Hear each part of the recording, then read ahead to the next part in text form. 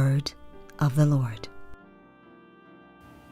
Our first reading on this third Sunday of Advent, Gaudete Sunday, is taken from the prophet Isaiah. Gaudete, rejoice. So we want to reflect today on the nature not only of rejoicing, but the cause of Christian rejoicing. You know what? We rejoice because Jesus comes to transform lives. Jesus comes to save us. That is the reason for rejoicing. In the first reading, Isaiah presents to us very clearly the transformation, the salvation that God will give to people. And as in the classic way of Isaiah, we get these beautiful images. He begins with the image of a desert. The desert, a forsaken area. You don't see life. You don't see any activity. It is simply emptiness. But the desert will be transformed. And if the desert could be transformed, then something good is happening. And so there is a cause for rejoicing because this dry area will be filled with life. There will be flowers blooming. There will be water. There will be springs. It will not be a forgotten, forsaken land anymore. A great transformation. Where there used to be death, there will be life, vibrant life. And what is the cause of it? God comes. And when God comes, there will be great transformation. To make it more human or person-oriented, Isaiah tells us of another type of transformation, which we all are longing for. This is part of the Advent longing, the transformation that Jesus will bring. Isaiah already foresaw it. The eyes of the blind will be opened. The ears of the deaf will be cleared. The lame will leap like a stag. The tongue of the dumb will sing. Just like the physical desert that will be bursting with life, we find personal deserts in the suffering of the blind, the deaf, the dumb, and the lame. They will all experience transformation. Through whom? Through the God who comes to save. God who will be our justice and recompense. My dear brothers and sisters, Isaiah is giving Israel, who was living in a desert type of condition, and where you find poverty, different sorts of blindness, of deafness, of being lame and dumb. He tells them, you can rejoice because God is near. God will come with His healing, with His justice, and you will experience life. Transformation which comes from God. This is the cause of joy. My dear brothers and sisters, we all long for change and transformation, but be critical. Sometimes the promises of transformation come not from God, not from the action of God, not from the values and the Spirit of God. And so the joy that those projects give to us usually is short-lived. It does not give us lasting joy. The joy that comes from a transformed heart is a gift of God who comes as our recompense. Let us focus on Him so that we could truly be joyful.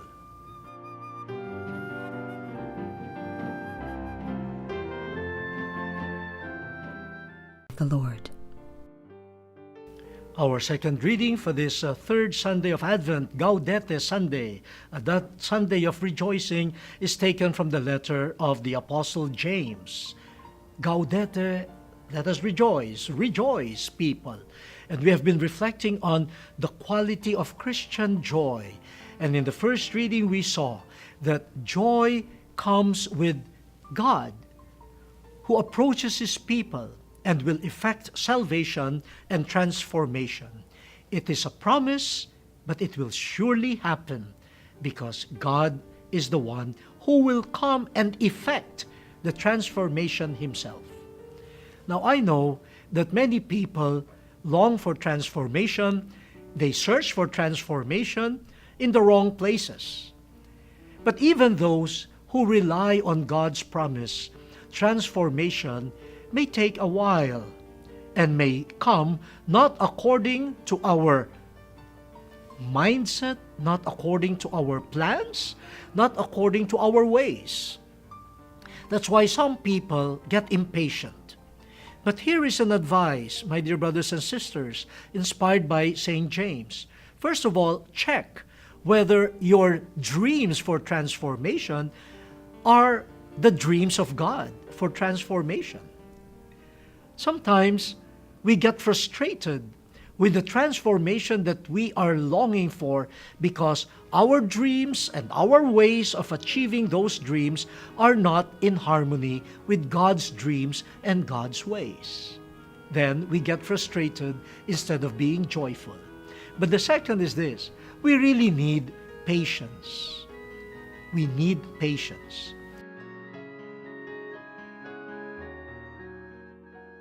In the second reading, St. James gives us the example of farmers.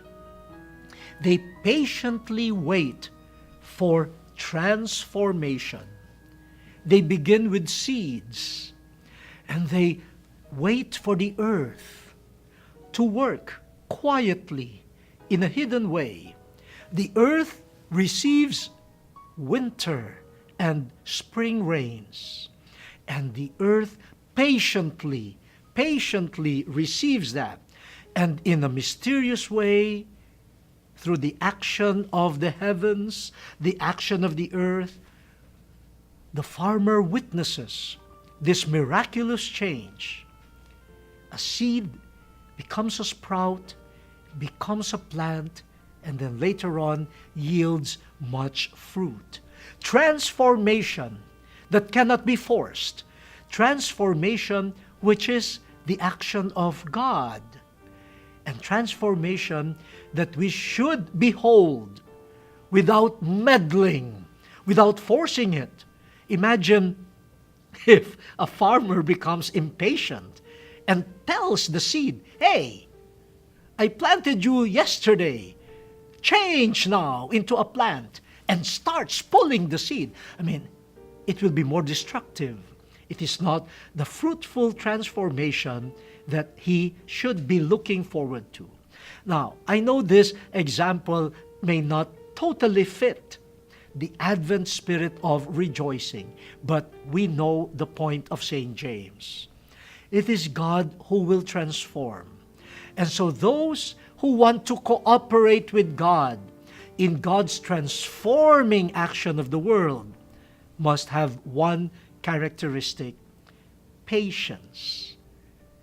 Patience here is the humility to let God do God's work, and we will not interfere. Part of the joy is cooperating with God and marveling at what God has done in spite of our efforts. Many of these transformative events are miracles to behold in patience and even in contemplation. I remember a parent who just brought her only daughter to marriage. And he was, of course, very happy. But he said to me on the wedding day, "I could not imagine how this radiant lady really became what she is right now, without my real efforts. When I look back, said, as a parent, I did only very little. But look at how good she is. I'm proud of her. The patience and the joy of a father, seeing how God worked the transforming love with transforming love on his daughter. That is an Advent rejoicing, trusting in God with patience.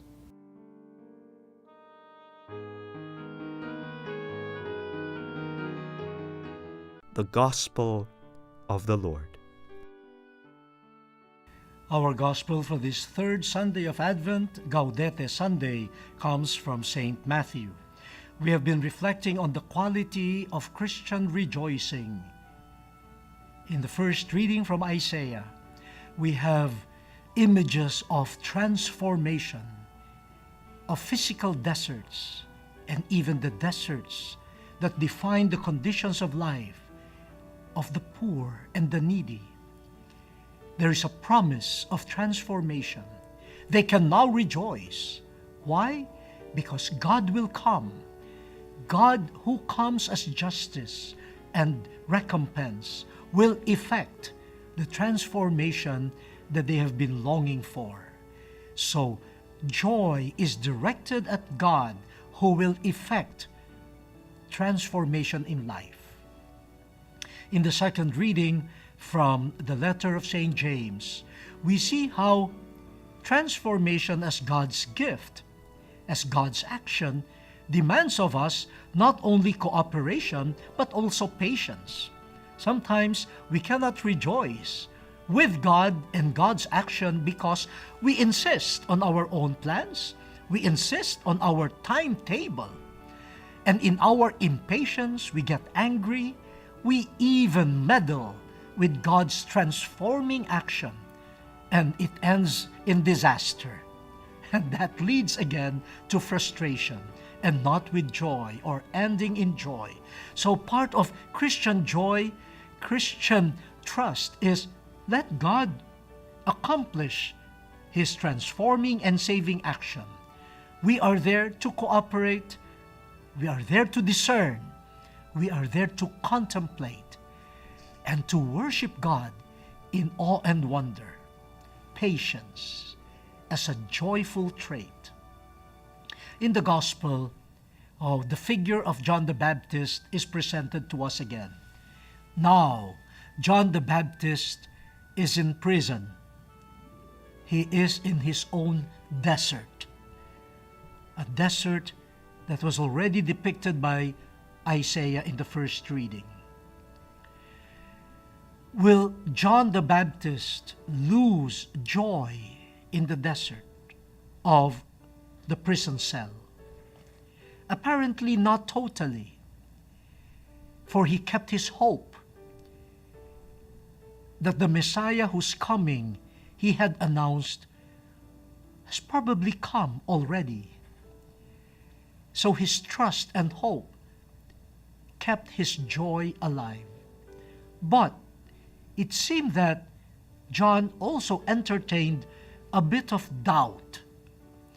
So he sent some messengers to Jesus with the question, "Are you the one who is to come? Are you the Messiah promised from of old? Are you the one whose coming I had labored for? Are you the one who is ultimately the cause of my being here in prison? Tell me." Of course, this is not anymore in the gospel, but I can imagine John the Baptist telling Jesus, "Please, make my joy complete. Tell me, are you the one?" Some of us may probably say, "John, what made you doubt? Or at least, what made you question Jesus as the fulfillment of Isaiah? Are you falling into the impatience that James already warned his readers about?" We cannot blame John the Baptist.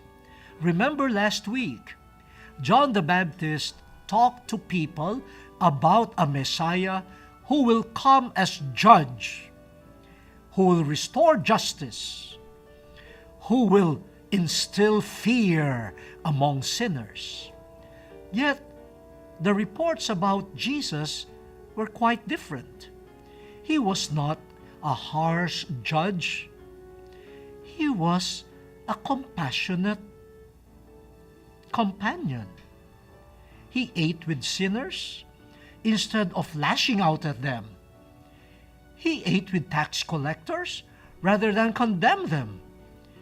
He called even tax collectors and sinners among his disciples instead of kicking them away. Are you the one, really? Are you the one? And Jesus sent a response to John. And he used the first reading. Tell John what you have seen. The blind recover their sight. Cripples walk. Lepers are cured. The deaf hear. Dead men are raised to life. And he adds beautifully, the poor have the good news preached to them. The message that the messengers of John the Baptist received from Jesus was this: tell John what you have seen. The transformation, the change promised by Isaiah when the messenger of God comes, this transformation has begun. It is here, and you have seen it in my ministry. So, be assured, John, I am the one, for the prophecy of Isaiah has come to pass. Transformation, change is here. My dear brothers and sisters, this is a beautiful promise already fulfilled. But once in a while, just like the letter of James, the addressees, we also feel impatient. How can we rejoice when we see all around us the status quo? How can we rejoice when promises don't seem to be fulfilled? How can we rejoice when we see our brothers and sisters still living in desert conditions? How can we rejoice when the sick, the blind, the deaf, the lame do not get the help that they deserve? How can we rejoice? No, my dear brothers and sisters, we should open our eyes. Aside from trusting in the promise, we should open our eyes and see the transformation that is already happening. Like St. John, we are entitled to ask Jesus, are you the one, really, who was promised? Have you come already? Are you already effecting the change, the transformation that is supposed to give us joy? Let us be patient, but not only patient. Let us open our eyes. Maybe we are using not the eyes of faith in order to measure the action of Jesus. With the eyes of faith and with a clear commitment to the kingdom of Jesus, then I am sure we will see signs of the transformation that only God in Jesus could bring about. No politician, no human project could effect those changes, but they usually come in quiet, hidden ways. After all, my dear brothers and sisters, the kingdom of God is like a leaven, hidden. It is like a mustard seed, a small seed. You need to open your eyes of faith, to see its presence, and patiently you will discover and you will rejoice. You will rejoice. A few days ago, I had the honor, I call it an honor, to be able to visit the Blessed Teresa of Calcutta Center of the Tulay ng Kabataan in Smoky Mountain, Sitio Vitas. It doesn't sound good, but it is a scavenger's community. People living on garbage, people living in the midst of trash and garbage. And from there, I also went to the Center for Street Children who are being cared for as a family in another center of the Charles de Foucault Center of the Tulay ng Kabataan. I spent a whole morning with them. And I was like John the Baptist asking, have you really come? But then you see, in the midst of this poverty, of this darkness, you see the sincere and trusting love of innocent children. They smile, they welcome you, they hug you. And one of them even innocently said, while looking at me in a perplexed manner, she said, "You look like the one on the picture in the chapel. You look like that person whose picture is hanging on the chapel. Are you the one?" And I joked with the girl. I said, "Oh no, that's not me." And she said, "But who is that person? He looks like you." You could see the joy of these little ones finding joy in the midst of trash and garbage. And you see their mothers not anymore wallowing in poverty. They're still materially poor, but they have become catechists. They have become trainers of other mothers. They have become agents of love and transformation. And in the shelter for street children, I saw 2 graduates of the shelter. They had finished their schooling and they fell in love with each other. And they have their first child.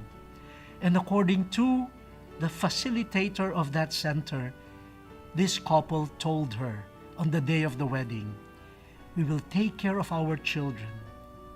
We will not let them experience the horror that we had experienced as street children."